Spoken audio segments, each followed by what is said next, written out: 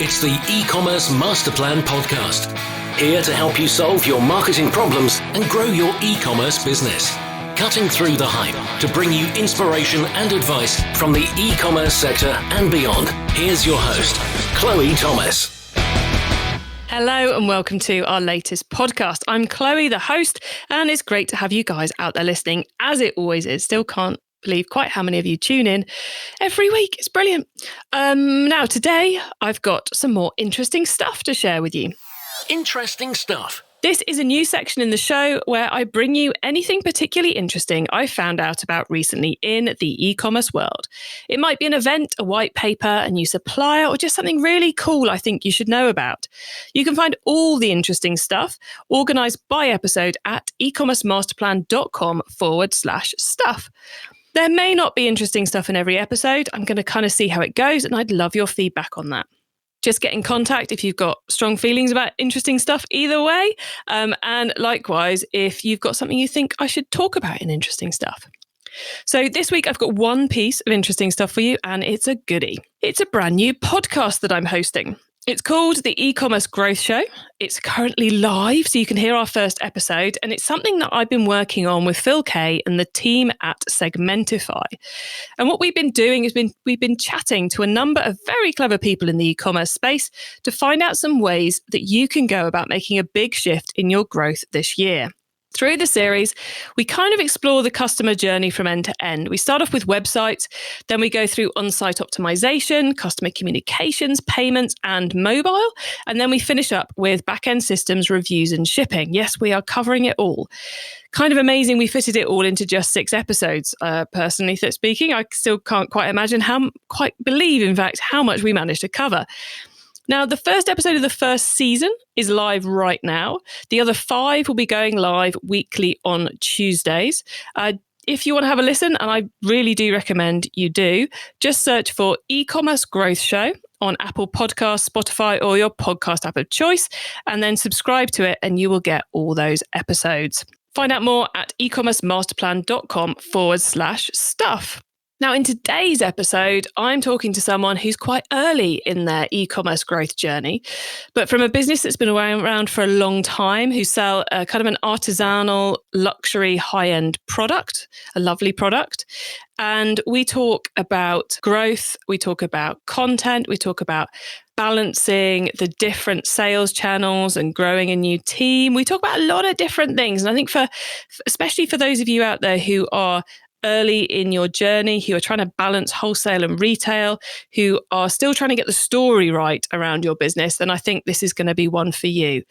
Before we get into all of that, though, please do check out the sponsors. This podcast is sponsored by Klaviyo, the most recommended growth marketing platform on the market. Klaviyo helps more than 28,000 e-commerce brands globally to grow their businesses through high-value customer relationships. From a shopper's first impression to each subsequent purchase, Klaviyo understands every interaction, empowering brands to create more personalized marketing moments. When you have a 360-degree view of the customer, the growth possibilities are endless. And the results speak for themselves. Klaviyo customers have made more than £2.8 billion in revenue through Klaviyo in the last year alone. Visit klaviyo.com/masterplan. That's KLAVIYO.com/masterplan. Is Magento 1's impending end of life making you miserable? Does the thought of an e-commerce migration fill you with fear? Leading e-commerce agency Swanky are here to help.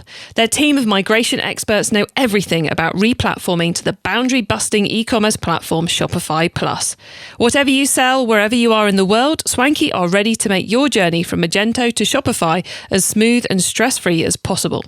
Check out Swanky's free must-have migration bundle, complete with downloadable ebook, on-demand webinar, and real-life success stories. Just head to swankyagency.com/Magento to Shopify. That's swankyagency.com/Magento to Shopify. And now to introduce today's special guest. Tom Chatfield is the head of sales and marketing at Quicke. Quicke is a family farm and cheesemaker established in 1540, which definitely makes them the oldest business we've had on the show, well, so far at least. Now, Quicke started selling online in the 1990s, which again, that's pretty early on for most of us. And they now sell around £2 million worth of cheese per year across e-commerce, retail and wholesale. Hello, Tom. Hi, Chloe. How are you? Doing well, yeah. First off, how do you cope in a world full of cheese?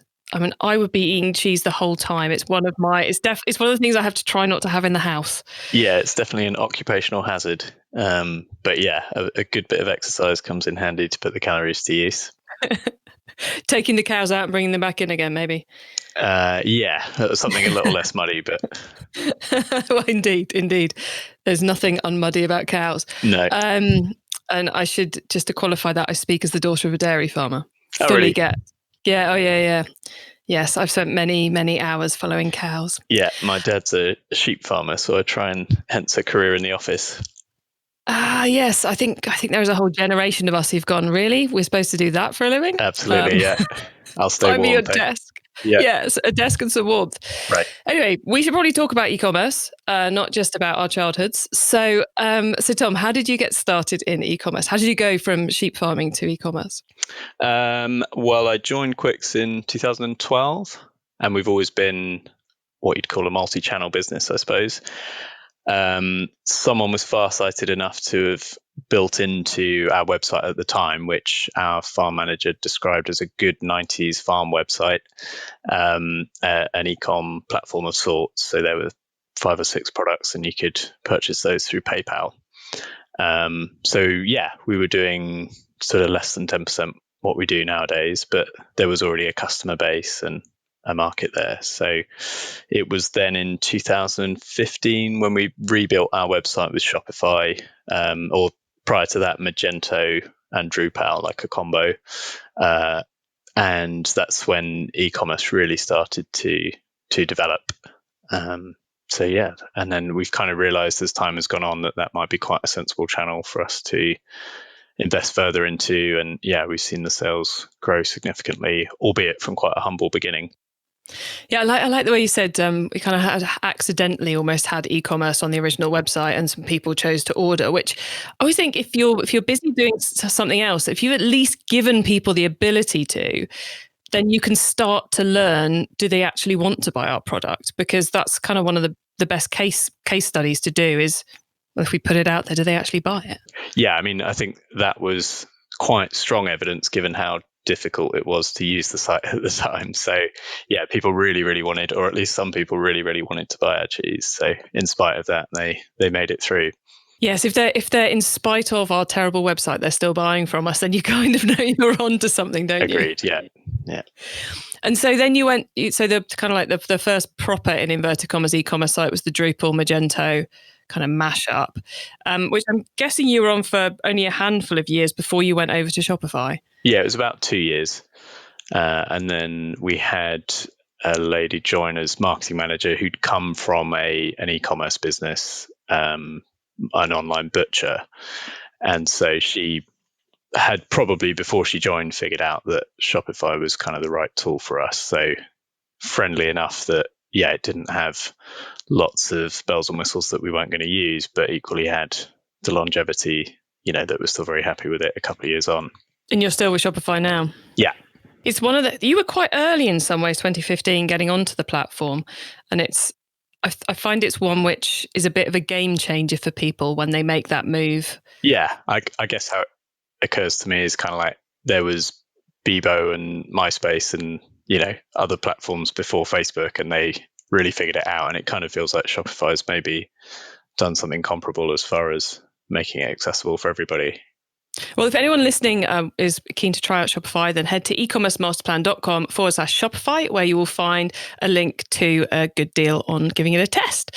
Well, Tom, we should probably talk, given we're talking about what the platform is, and given you're on Shopify, I'm betting there's a couple of maybe widgets or plugins that you guys use that you'd like to recommend.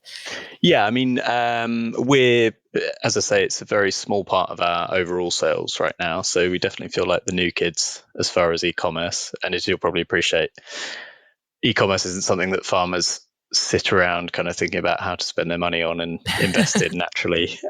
So yeah, we're on a bit of a journey there. So it's probably all the things that are quite kind of basic and fundamental for a lot of the people out there. Google Analytics and Hootsuite, and then we have all the usual social medias, and Mailchimp is how we do the email comms.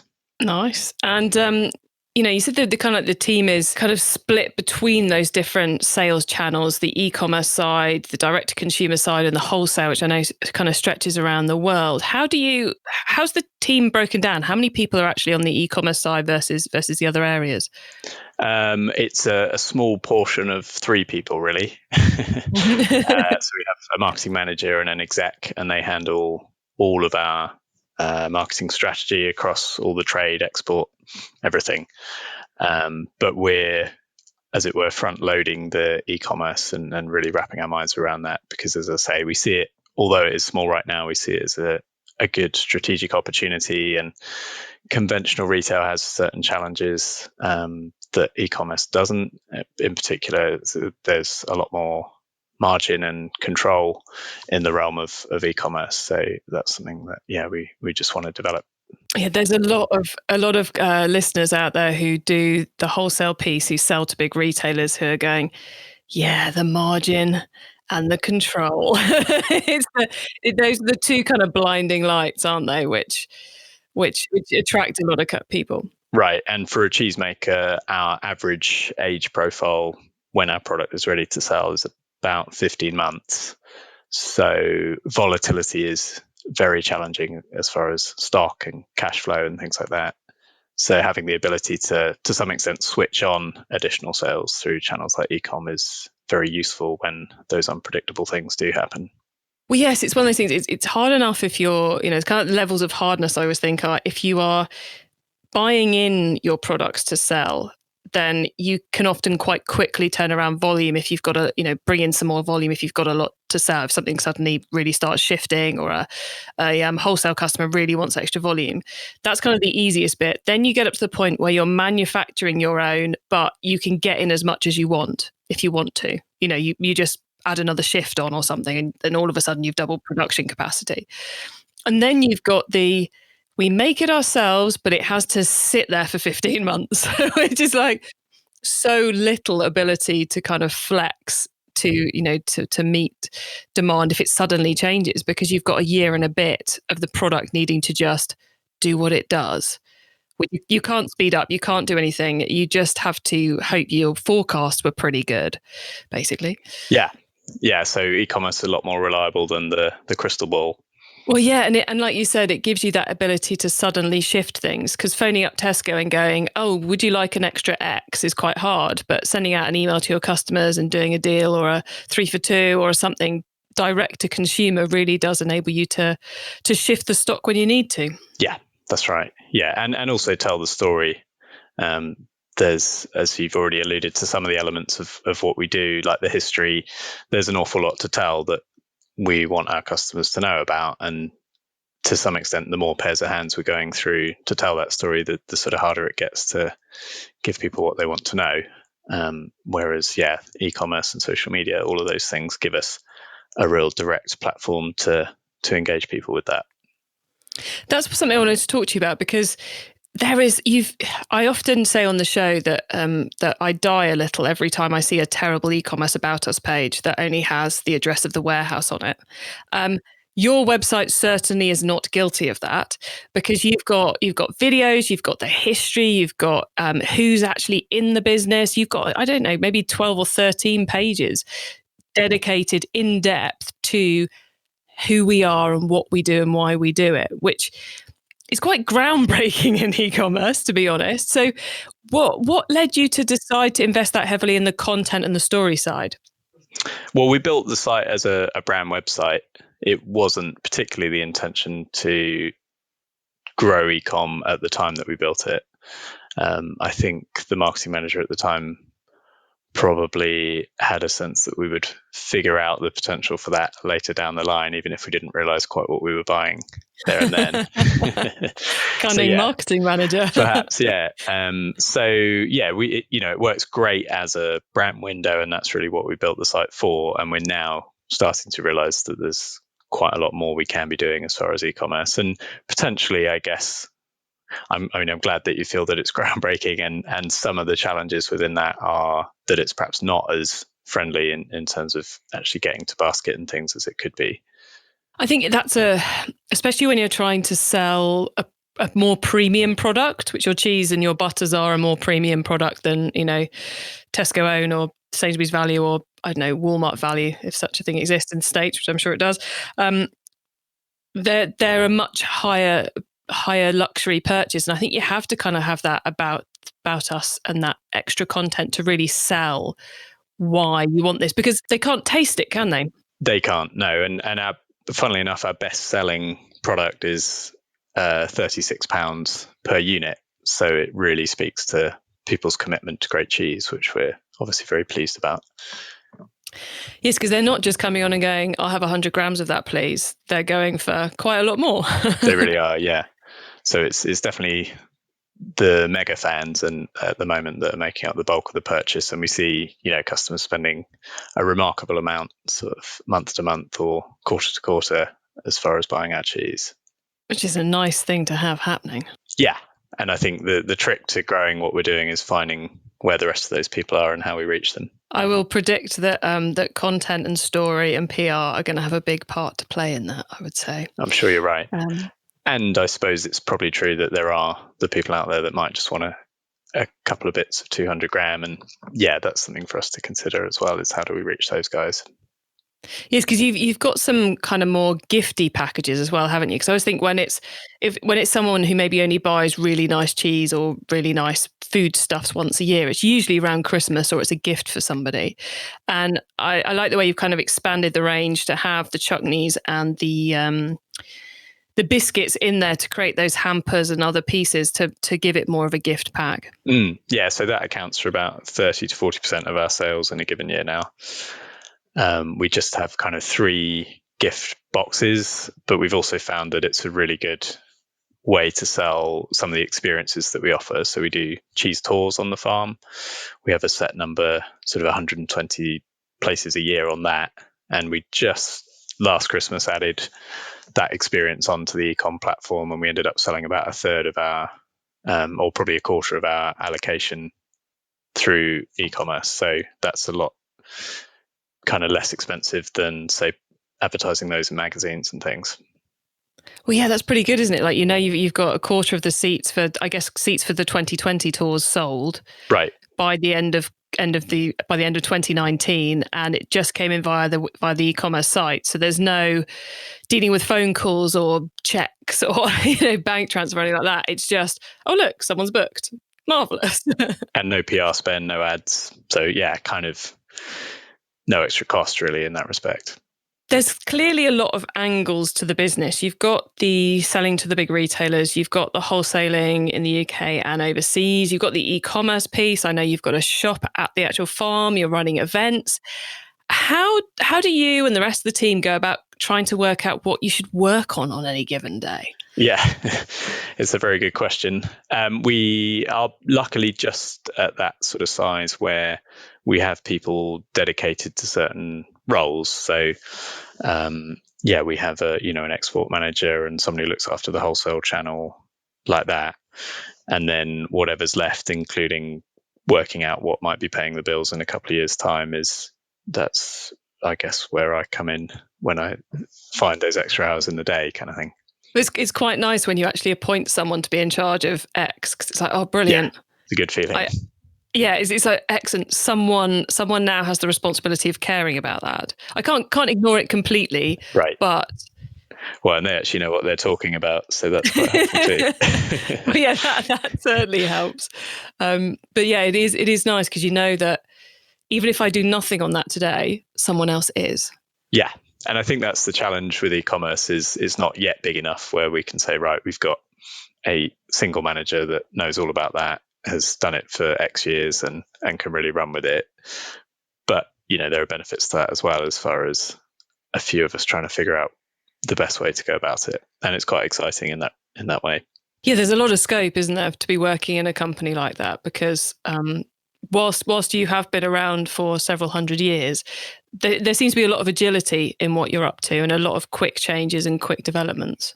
Yeah, and partly that's via necessity, because certainly it's not easy, and like the stock challenges that you mentioned before, to predict what's going to happen. So having lots of channels allows us to be fleet of foot and try and adapt to some of those things.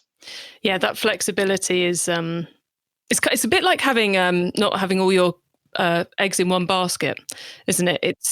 It's like we've got different levers we can pull if we need to make something happen. Exactly that. Yeah. And Tom, we've talked about a lot of different elements of the business, but what do you think's the most awesome thing about Quicke's right now? What gets you excited? I mean, it's always the people that we get to work with on a team level. But as I was talking about before, it's the loyalty and the love from the customers that's so compelling.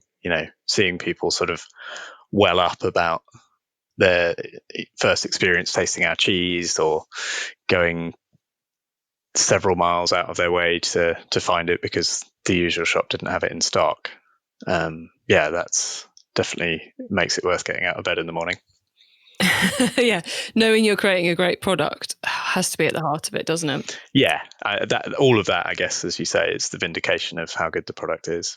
And for those who are listening, who because I know we have quite a few listening who have kind of those more luxury artisanal products, and they're looking to to expand it kind of from the kitchen table operation onwards. You got a couple of tips for them of things they should really make sure they're investing some time and effort in to help with that journey? For e-com specifically? Just in general, really. How to get more sales, I suppose. Well, if I were starting that kind of kitchen table business tomorrow, whatever it might be, it would definitely be starting with e-commerce. Because actually the visibility of your customer base, I mean, one of the things we found really compelling is if we, for example, do a SurveyMonkey, we'll get, I think we had something like 60% response rate, and we're talking a kind of 20 question survey. So really deep dive data as far as it goes for something that we're just sending out in an email. And inexpensive, and that visibility of who we're dealing with, the great margins in e-com, and the ability to tell the story. All of those things are quite a good backbone if you're trying to build up a premium brand from scratch. Yeah, because that customer feedback and that understanding, I guess you've just got to get it in front of the customer, haven't you? And then you can see where that takes you. Yeah, and the flip side of that, I guess, is getting out there and beating the street, as we say, which is getting cheese into people's mouths and seeing the whites of their eyes. And that's really how, again, a very powerful way of, I guess it will be those people that are spending a few £100 a year on their cheese with us that have had that experience somewhere along the way, because it's difficult to imagine why else they'd be spending that money with us, Yes, it's that age-old thing, isn't it? Right, our best customers, how did they find us? Because normally, once they're a best customer, the problem is they're often kind of like, well, I've just always bought from you. Like, that's lovely, but It's not helping me at all to work out how to find more of you. That's right, yeah. Endlessly challenging with the best customers. Out of interest, what marketing methods are you using to get people to the site at the moment? Is it just kind of like the impact of the general PR and brand awareness activity you're doing? Organic is definitely the biggest revenue generator. Email is where that's sort of the fastest growing and the most responsive. So our open rates are good and our conversion rates are better and better. Again, we're doing a lot of brand messaging within that. So I think that it's possible that we could be more commercial rather than brand focused in how we do that, but it works very well. And we're also, because of that multi-channel aspect and us being out at food festivals and events and things around the country and indeed around the world, we're able to grow the email database quite significantly. So we've grown it from 4 to just over 8,000 in the last 12 months or so. And again, when we know those emails are in, it's going to generate business, each month as the emails go out. So very nice. And do you find that that trying to balance the marketing messages to support your retailer customers, so the outlets, the department stores, the supermarkets, as well as get people to your actual website to buy direct from you, is a balancing act, or is it we just talk about the product and wherever they want to buy it's fine by us? I keep thinking it's going to come up with a retailer that we're more active in developing that direct channel, and it hasn't so far. So I guess that means we can push that balance a little bit further than we are right now. Yes, it's kind of one of those scenarios of don't ask for permission, just get on with it and see who complains, isn't it? Because often they're not actually that worried about it because they know they're interested in what their customer wants to buy, not what your customer wants to buy. That's right. And I think what we're offering in e-commerce is not the cheapest route either. So very often it will be the case that customers can find it for less money somewhere else. But we're adding that richness of experience and that personal contact to assert that value, as it were, which is, and then ultimately it's up to people which version of buying our shoes they would like. E-commerce Master Plan is supported by some of the greatest companies in the e-commerce sector. Here's a reminder of who they are. How are the leading D2C brands growing their business? They're using Klaviyo, the growth marketing platform chosen by over 28,000 global innovative online brands. Klaviyo believes in supporting growth, which is why they won't tie you into lengthy contracts, hidden setup or support fees, or feature-based pricing. With a platform that is both powerful and easy to use, it's no surprise so many brands have switched to Klaviyo.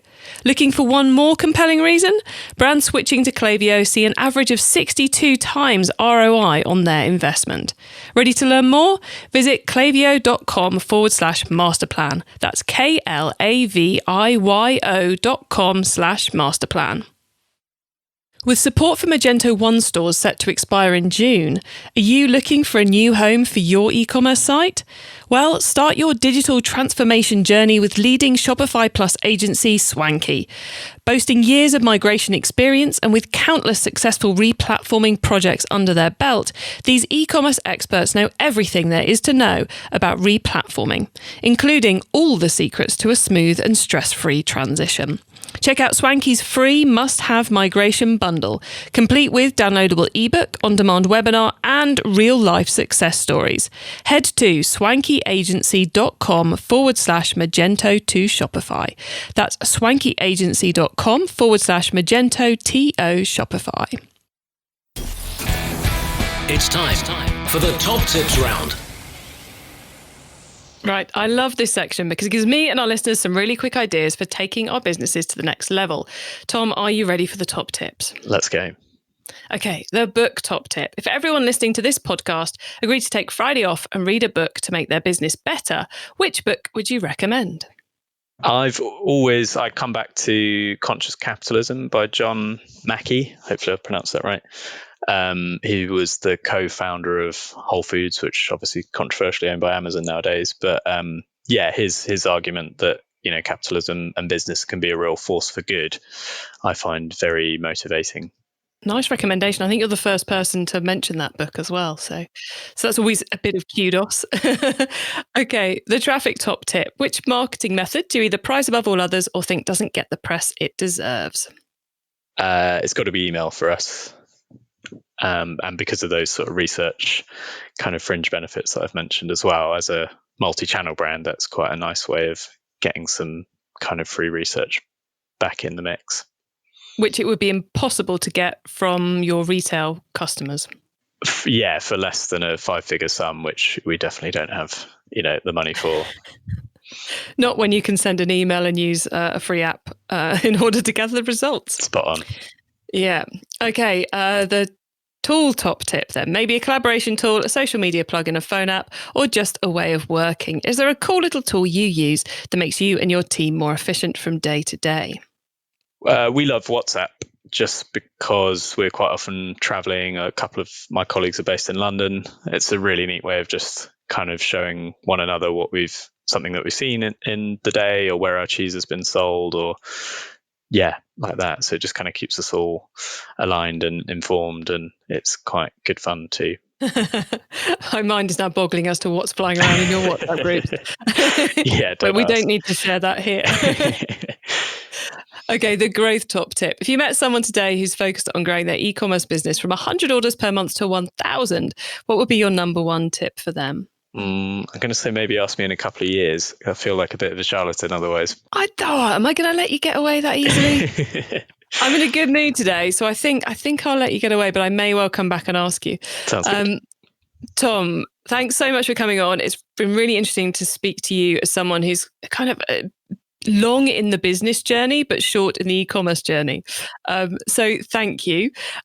Before you go, though, could you let the readers who now desperately want to the listeners, Chloe, who desperately want to eat some of your cheese, know where they can find you on the web and social media, please?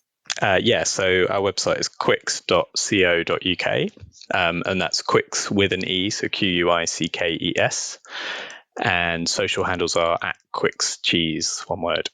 Excellent. Well, Tom, like I said, it's been very cool chatting with you today, and I really appreciate you coming on the show. Thank you. Likewise. Yeah, thank you.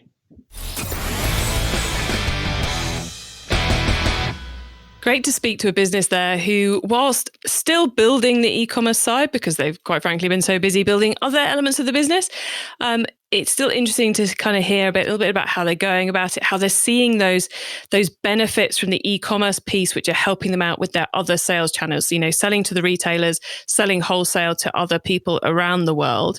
Some good tips in there as well around kind of the marketing side of things, and that how you prioritize, and then all the content side of it. Now, if you know that there's a great story to your business, or there's great things you want to tell people, but you just can't work out how to improve that About Us page, go and take a look at the Quicke website. It's Quicke. And yes, they have beautiful cheese on a beautiful farm and lots of history to talk about. But if you take a look through those pages, you can get some really quick ideas for how you could take some of that and build it into your business, because your business has history. You have people, you have stories. If you struggle with all of that, then do have another listen to the episode I did with JJ Resnick of Moscow Copper Company a couple of weeks ago. I will put a link to it in the show notes, but in that one, he really goes in depth into how to go about identifying your story and using it to help grow your business. To get your hands on those show notes and all the notes from today's show, the top tips, links, details of related episodes, head over to ecommercemasterplan.com/podcast. And if you're enjoying the e-commerce masterplan podcast, please do share it with your e-commerce friends via, TikTok, Facebook, Snapchat, over a coffee, over a pint, on LinkedIn. Wherever you want to share us, we really don't mind. We just love to get as many people as possible listening, because the more people who listen, the more people I can help. I hope you have a great week. Keep optimizing. Thank you for listening to the e-commerce masterplan podcast.